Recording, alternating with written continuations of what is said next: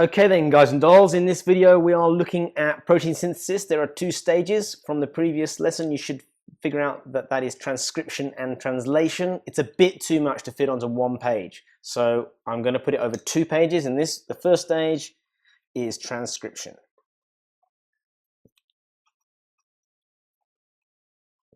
Okay, so diagram's going to go across the top here, and then the notes are going to go down here, a few extra bits and pieces in the bottom right hand corner. So we're going to start with DNA. Obviously DNA is the code, non-overlapping, universal and degenerate. So it's going to be a double helix, but I'm going to draw my helix. It gets opened out. So one of the first stages, it gets opened out. I'm not going to draw the rest of this strand because it just gets in the way. Obviously this strand does continue. The other strand is the one that we're interested in. It's called the template strand. So this acts as the template that gets copied into to make messenger RNA. Well, here we have an enzyme. I'm going to draw it like a triangle. This is moving up this way.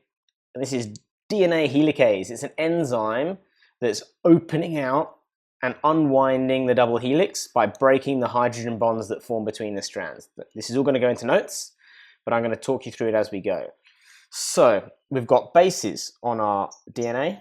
6 will probably be enough. So in no particular order, let's do T, A, C, G, A, T, maybe something like that. Obviously the gene is going to be hundreds or thousands of bases. I'm only just drawing a representation here. This is within the nucleus. That's where the DNA lives. So the DNA is within the nucleus. There's going to be some free nucleotides. When we did DNA synthesis, we had DNA nucleotides. These are going to be RNA nucleotides. And one of the differences between RNA and DNA is that instead of T, we have U. So this is a nucleotide with uracil attached. We also have some G. Yeah, I mean, this is just for... So these are floating around. These are everywhere. They're going to come up and pair with their complementary bases on the other side. So T is going to pair with A. A is going to pair, there's no T, remember, so it's going to be U. And these form a polymer. C with G. Okay, so these are going to get added on. And these are added on by an enzyme. And the enzyme basically does the joining reaction that joins these together. So this is going to be C. And this enzyme is catalyzing the reaction that links the two nucleotides together. It forms a phosphodiester bond. Now the next one down is going to be a U. I'm going to draw it here, but it's not going to be connected. It's not yet been bound on because this enzyme is working its way here, but it's going to be held in place because there's some hydrogen bonds, and this one is moving into position. Okay, so I'm going to draw my little hydrogen bonds here.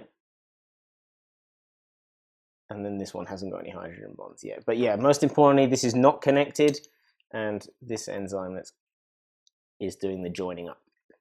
And this is all happening within the nucleus. That's the nuclear membrane, and we've got pores open into the cytoplasm. Okay, so let's put some notes and then I'll annotate my diagram. These are all taken from past papers, so these are as condensed as the answers can possibly get. So DNA Helicase, you need to know what this is and use it in the exam, is this one up here, separates the strands. And it does that by breaking the hydrogen bonds. These are all marks on the previous exam papers. Free RNA nucleotides. Attach, let's say, to the template strand. And we can say this is according to complementary base pairing. And the nucleotides are joined together by RNA Polymerase.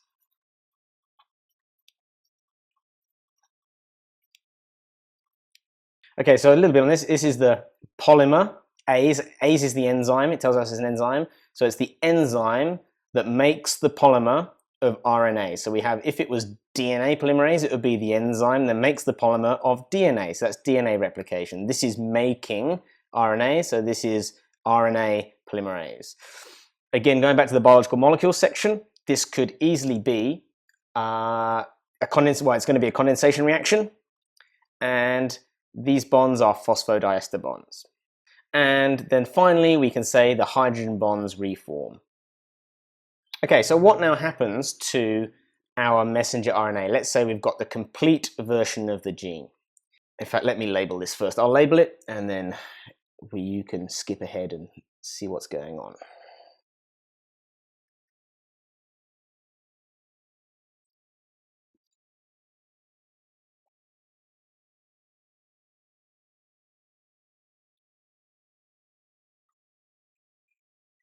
Okay, so once our messenger RNA is complete, this messenger RNA I've drawn in red here, so I'm going to keep my red.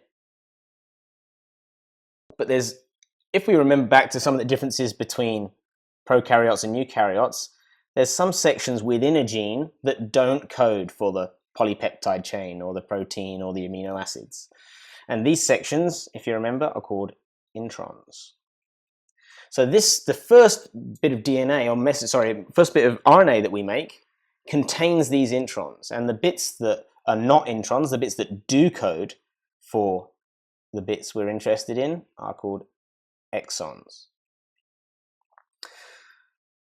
These introns now need to be removed, and they're removed in a process, and we call that process splicing.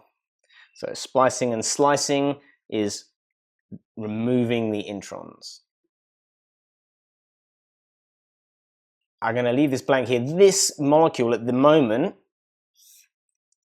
we actually call pre-mRNA. So this is going to be messenger RNA, which is the exons only. The exons are exported, and they're exported into the cytoplasm, which is this bit outside here.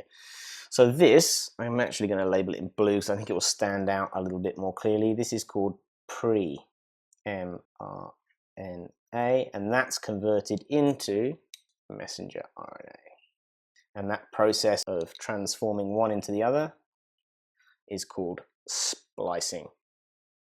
Obviously, the messenger RNA is going to be shorter. It's had bits chopped out of it. And this is directly going to code for our polypeptide or for our protein. Now, we've got these bits over here, so this is going to have our nucleotides all the way along for the whole gene. Should be evenly spaced, but we're drawing it by hand. And I'm just going to arbitrarily choose some of these points to adjacent triplet.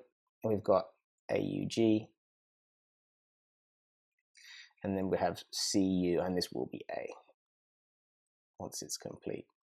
And obviously these are going to be bases all the way along. And then when that's finished, this is going to come out into the cytoplasm, and it's going to go on to the next stage, which is translation in the cytoplasm. Okay, so we're going to the final space down here I have left blank is going to be comparing prokaryotes and eukaryotes and how this is different. So in prokaryotes, there's basically the transcription goes from DNA straight into messenger RNA, because if we remember, prokaryotes don't have these introns.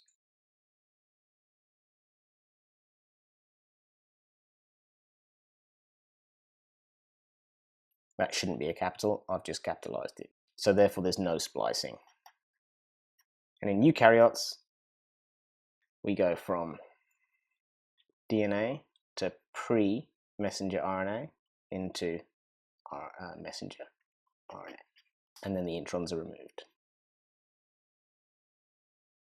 And that's it. Next video is on translation, so I suggest you follow this up straight away. This is how we make the messenger RNA strand messenger RNA, because it's taking the message from the DNA in the nucleus into the cytoplasm, where it's going to get converted into an amino acid chain or a polypeptide chain.